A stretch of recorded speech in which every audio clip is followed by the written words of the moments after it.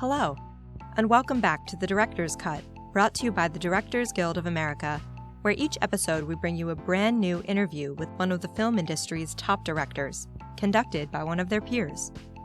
Remember to subscribe to our podcast on iTunes or wherever you get your podcasts. And if you're enjoying The Director's Cut, please take a moment to rate and review us on iTunes or like us on SoundCloud. We love hearing your feedback.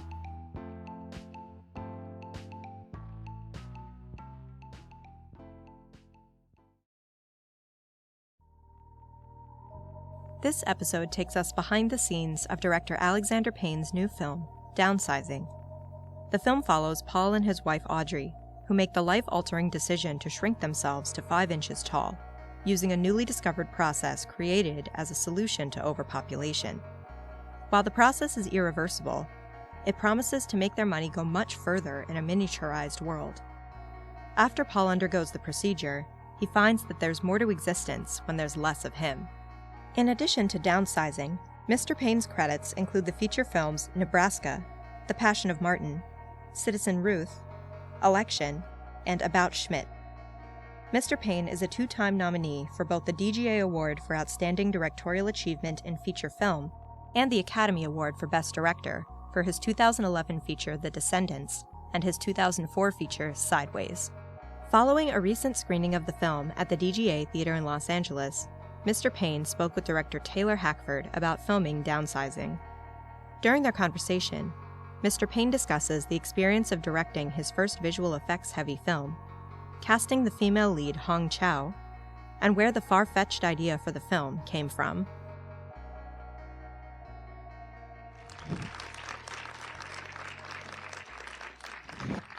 So I hope you enjoyed that film as much as I did, and I think we're very privileged to have the director and the creator here, Alexander Payne.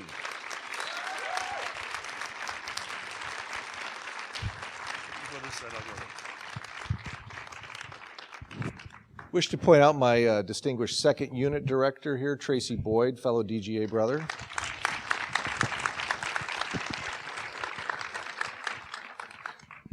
So, as I said, this is the second time I've seen the film.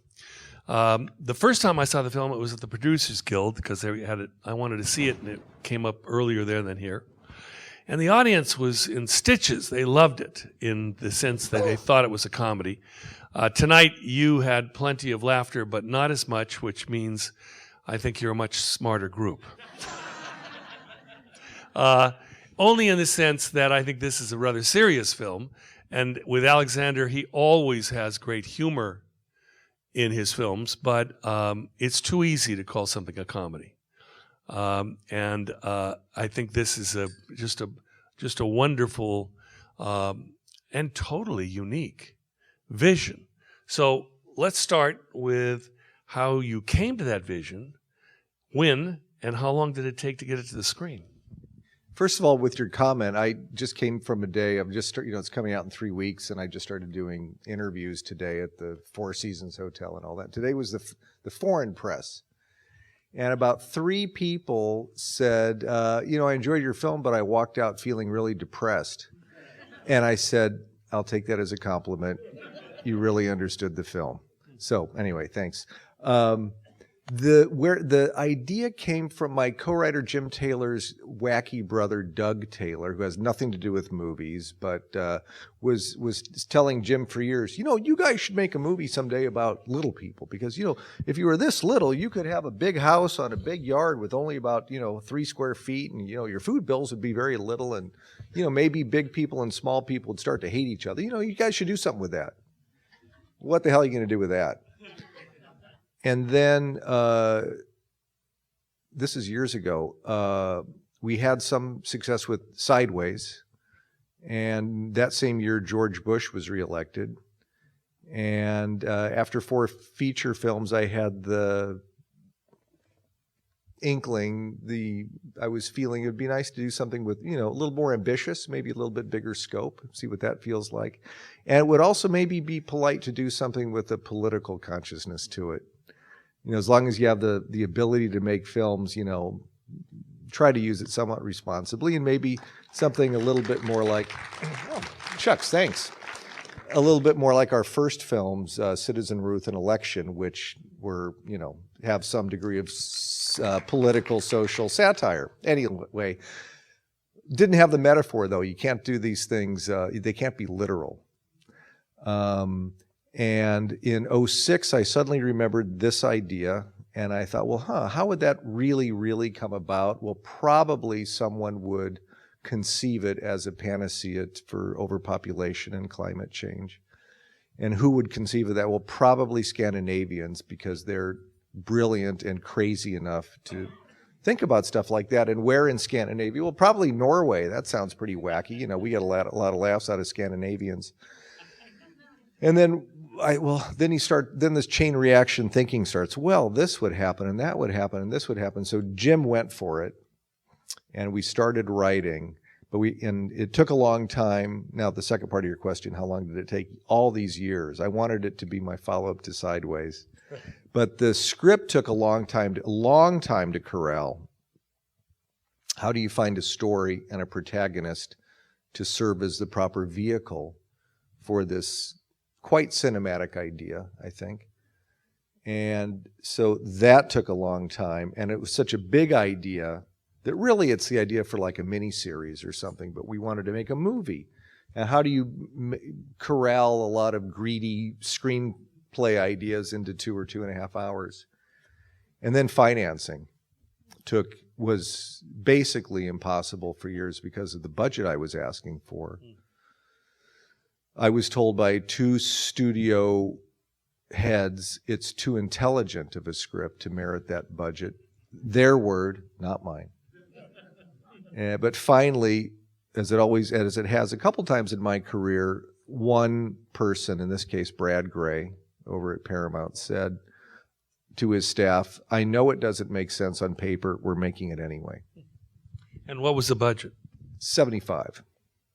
It's an extraordinary achievement in terms of production design. I mean, we just take it for granted, the whole, the little people and your cinematic tricks to that. But within that world, to make the sets work, to make the scale, the whole process, and to have that different vision of the world. I mean, it's an amazing achievement. It really is, Alexander.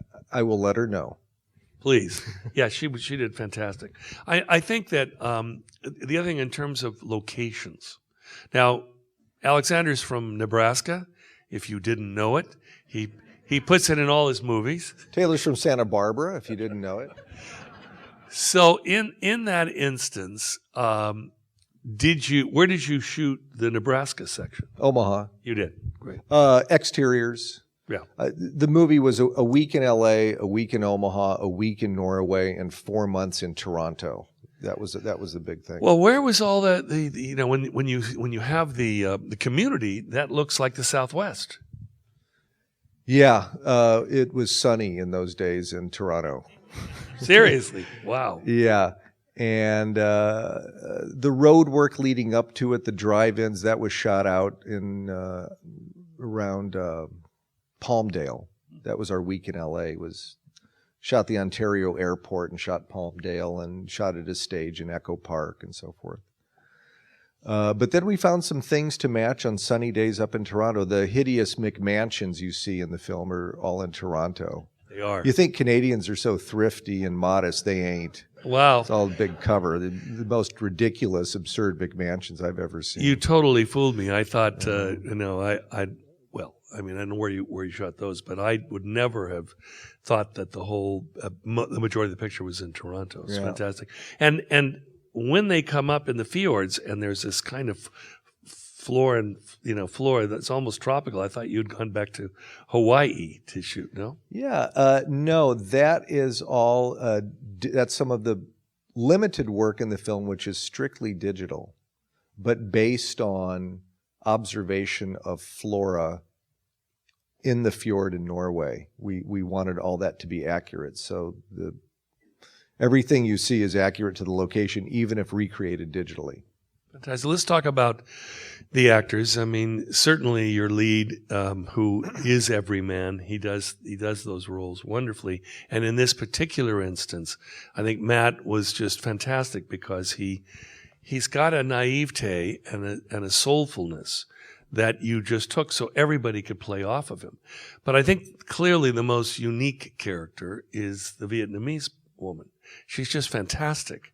And, you see it at the beginning. I'll tell her you said so. Yeah, you should. You should. She's, it throws you off. And then, of course, I just saw the film tonight for the second time, and your whole focus goes to her.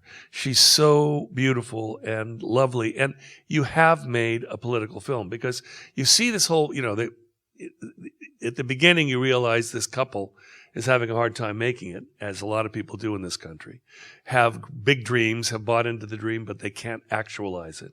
And of course, you're giving them, as Dushan says, the great thing about this is not that you're saving the planet; it's the fact that you can live like you've always wanted to, small. I mean, the nuances of the script are just wonderful, but that's all politics.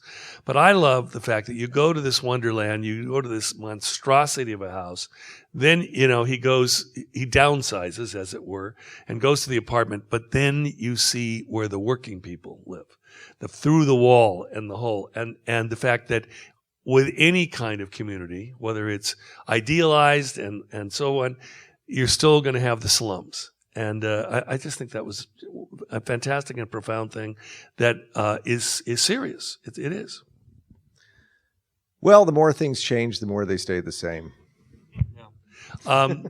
That process of how long were you, just in terms of your designer, your cinematographer, all the people that you're working with, how long did that process happen before you shot?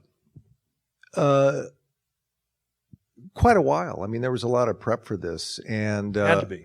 And obviously we try to build as much as possible. I mean, this goes back to the silent days. You build as much as you can afford, and then you sort of draw a line, and then you paint what's after that. And that's basically what I found to be. This is my first visual effects film, and it's a glorified version of what they've been doing since the silent days. Take, for example, the Alondra apartments, the interior. You're talking about where the Mexicans and Central Americans live. This retrofitted construction trailer where big people supposedly went in and took huge sheets of plywood and punched out little areas to make these apartments. We shot that on a extremely large, I'm told the largest soundstage in North America. It's a Pinewood stage in Toronto. At the cost of about $1 million, we built the first 3 levels. And then everything above that was digital extension. But based on photographed elements of those first 3 levels, and using photographed extras. Tracy Boyd here, along with James Price, the visual effects czar, painstakingly shot extras, hanging out laundry and running down the corridors, all at the right angles to plug them in there. So the challenge to the visual effects department was that I wanted it so photoreal and then production design so lived in as to be banal. I wanted it to be like a Stanley Kubrick movie, but as would appear in a Hal Ashby movie or something.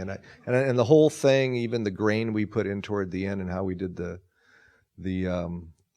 DI was to make it look like a movie shot in about 1978. I think that's, to me, one of the joys of the film is, when filmmakers get the digital tools in their hands, too often the idea is let's get phantasmagorical and make it look as unreal as possible. This film looks real all the way through. And of course, there are a couple of shots I still think look a little cartoony. Well, you always will. When you're working with digital effects, there's always that we got to finish, we've got to release, and you will always see those. Yeah. That's just a fact. But that was, and the detail and the nuances in this piece.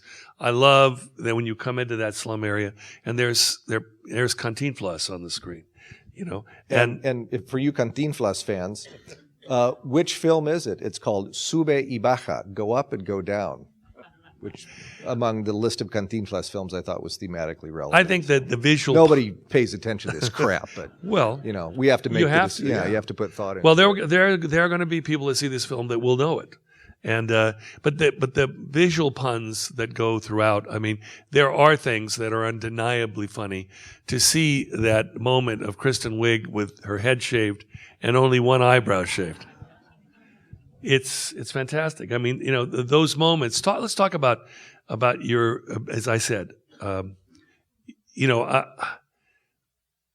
the idea that this is a serious movie. It's about the end of the world in its own way. Because why are people downsizing? Because we're using it up. Yeah, I mean, that's one of the central, I'm saying the obvious, but one of the central ironies of the film is that in order for us to overcome this catastrophe of consumerism on the planet, you have to find an idea which invites people to consume more. It's true. That's what, I mean, Altruism seeks egotism to survive. And you had Dushan as your voice in there, Yes. The voice of reality and cynicism. The Serbian black marketeer. Yeah. That's great. I don't know how many of you ever saw Melancholia, which was a film made in Scandinavia about the end of the world, and of course then there was Tree of Life, which was about the end of the world. These are serious subjects, and they are, by the nature of them, semi-depressing. What this film was able to do was talk about what we're doing to ourselves, but at the same time, as I said, I just found it to be so unique. It's this, I don't know where it's going. I'm writing with Matt Damon into this world. It's definitely from his POV, but in a way, he finds himself. That's, at the end of the piece, the thing that's wonderful, which those other films couldn't do, is that, the end of the world may be coming, but he's finally, after all that search, found himself. Well, as long as the end of the world is coming, let's get a few laughs out of the deal and maybe make some money. Let's I want to open this. I'll pop in with some other, ideas at a certain point, but I want to give you a chance if you would like to ask any questions of Alexander. At your service. Well, look, here's this poor gal who had to survive. She had to escape from a Vietnamese prison by secreting herself along with some colleagues into a TV box and show up at a Costco in Oregon. And then we thought, well, what do we do with all the other ones? Well, maybe they just died. Okay, fine. And what, she just magically survives? Yeah, she survives, but let's make there's, something wrong with her. Something happened to her. Well, how about if she got a leg infection and lost half a leg? Okay, that sounds pretty good. And then so you wind up with a Christian environmentalist, maniac, Vietnamese, one-legged dissident as a love interest in the film. And I had never seen that in a movie before. And then, you get have some stump stuff going on. Visual effects, by the way, sometimes the trickiest shots are the simple ones. The amount of man hours and work putting, he comes back to her apartment and he says, well, where's Gladys? And she's, oh, she died.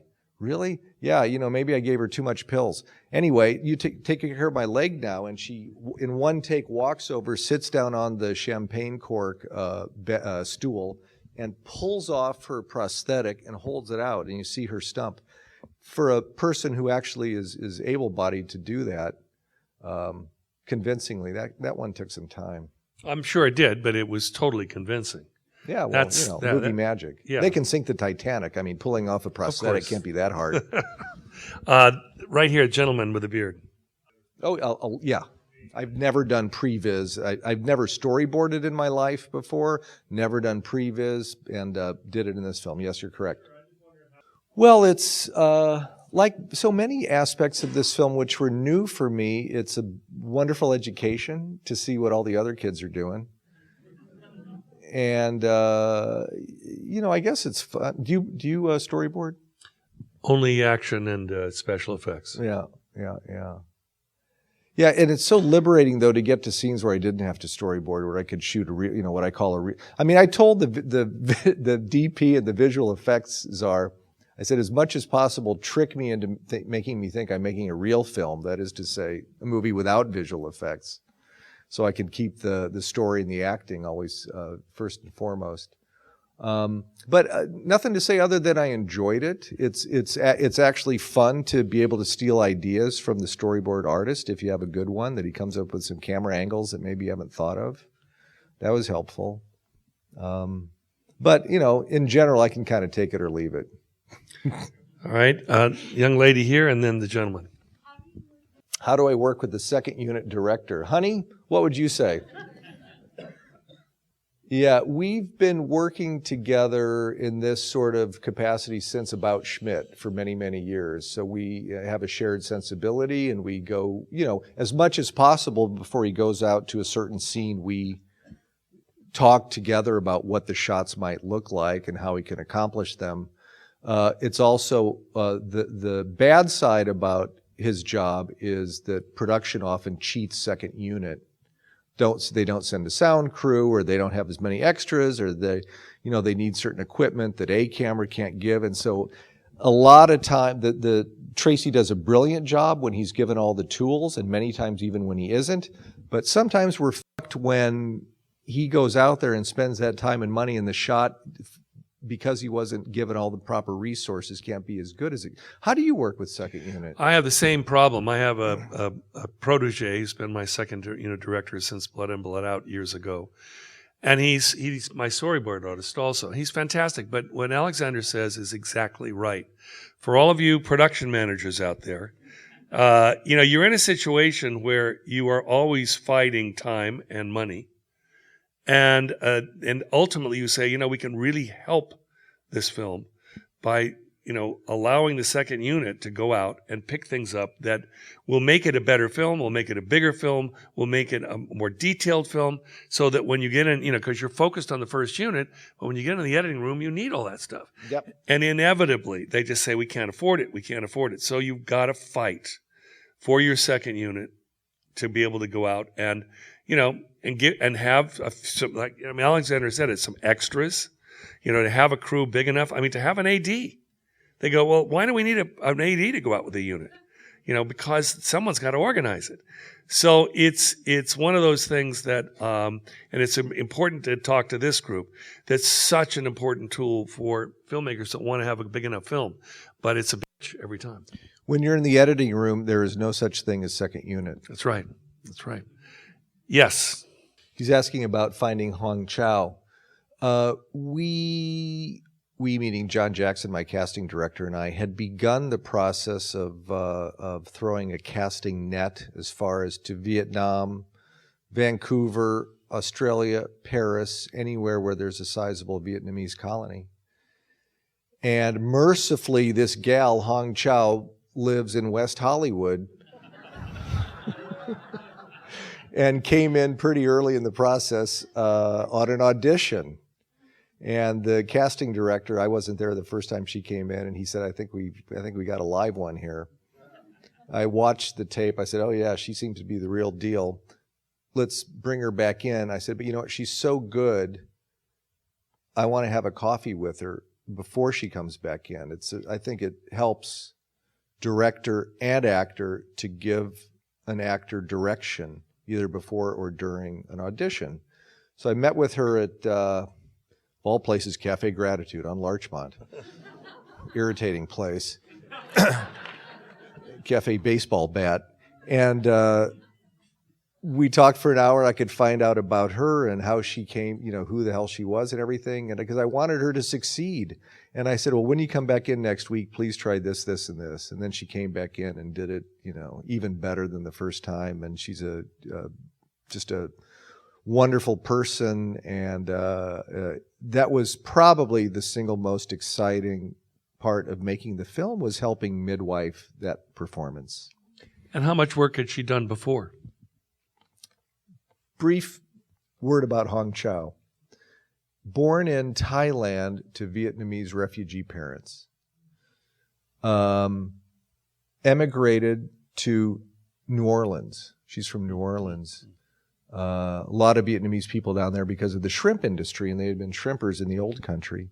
Her folks have convenience stores and a filling station. First one in her family ever to go to college. She went to BU to study film. She likes film. She's a film nerd. And while acting in her colleagues' student films, they would tell her, you're pretty good. Yeah, poo me, pshaw. Oh, no, you really are. She got the message and afterwards went to New York City to take some acting and started getting work. And I had seen her only in Inherent Vice. She plays a hooker in Inherent Vice. And then she was later in Treme, the New Orleans connection, just incidental. And she was later in Big Little Lies. But this is really her second movie role. And Matt Damon's word for her constantly on set was thoroughbred. She's a thoroughbred. That take where we move closer to her face when she says, Jesus is giving me a big gift. I'm going to Norway too. And she starts crying. Take one. No, it's pretty clear. She had the goods. She really did. Yes, way in the back, gentleman in the back. Well, there's some Norwegian in it, which is subtitled. But somehow, maybe because I speak Spanish myself, I didn't really feel the need for subtitles for the Spanish. And well, I think that's and I think that what they're saying is, even if you don't speak Spanish, it's pretty clear visually, and you pick up a word here or there. I don't know. It just felt like it would clutter it. I didn't think anybody would really benefit from the subtitles. I agree. I think it was. I mean, that's the wonderful thing. It communicated beautifully. I love when the old man calls her Chinita. Oh yeah, which he would. Yeah, he would. Anybody else? That actor, he got cut up by a chainsaw in Scarface. Really? Yeah. Oh. That's Pepicera. Yes, back here on the aisle. The cutesy stuff. Yeah, I'm pretty allergic to doing cutesy pie shit in the movie. And I haven't seen, I've never seen Honey, I Shrunk the Kids. I've never seen The Borrowers. I've never seen Indian in the Cupboard. You'd think I would have. I just don't. But I saw clips from all of those movies when the visual effects guy and I were going through good examples of bad examples of how they've had depicted small people in movies. The Borrowers is the one that really goes overboard with that stuff. The little, the thimble and the, Yeah, thanks for saying we didn't get too cute. The one I like, though, is when they're walking up the steps of the Alondra apartment, there's some kids sliding down using pop bottle tops, Coca-Cola. That one I kind of liked. There's a lot of stuff behind this. We worked for years on this damn script. And the U.S. government gives automatic amnesty if you agree to downsize. So they're actually... And there's enough work to go around that people will, they'll still want to downsize to have even those menial jobs. And of course, with the main character, with the Vietnamese character, remember, she went to prison, and as punishment, they downsized her. She had too big a voice, and so they downsized her to shut her up. And the government will. I think the thing with Alexander that I do love, there's always politics. How many of you saw Election? Well, that's nice. There's a lot of Alexander Payne fans here. But if you remember in Election, there was humor. It was wonderful, and you're watching it. But ultimately, she was a monster. And she was going to Washington, and she was going to succeed. And what is happening today are those people.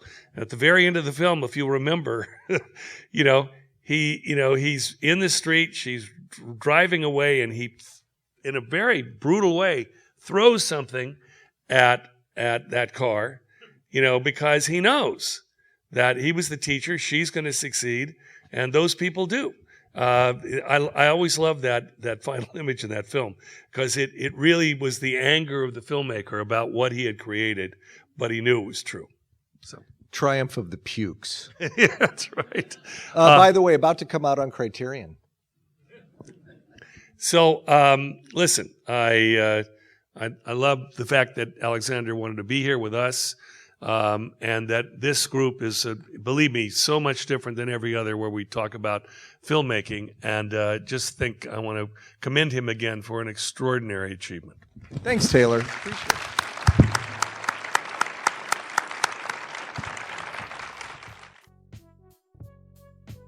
Thanks for listening to another DGA Q&A. If you'd like to hear more from Director Taylor Hackford, check out episode 55, which features Mr. Hackford discussing his film The Comedian with director David O. Russell. You can find past episodes of The Director's Cut wherever you listen to podcasts. Stay tuned for more episodes, including Paul Thomas Anderson's Phantom Thread, Guillermo del Toro's The Shape of Water, and James Franco's The Disaster Artist. Also, be sure to click subscribe so you won't miss an episode. If you're enjoying the podcast, please like, share, and leave us a review. We'd love to hear your feedback. Thanks again for listening, and we'll see you next time. This podcast is produced by the Directors Guild of America. Music is by Dan Wally.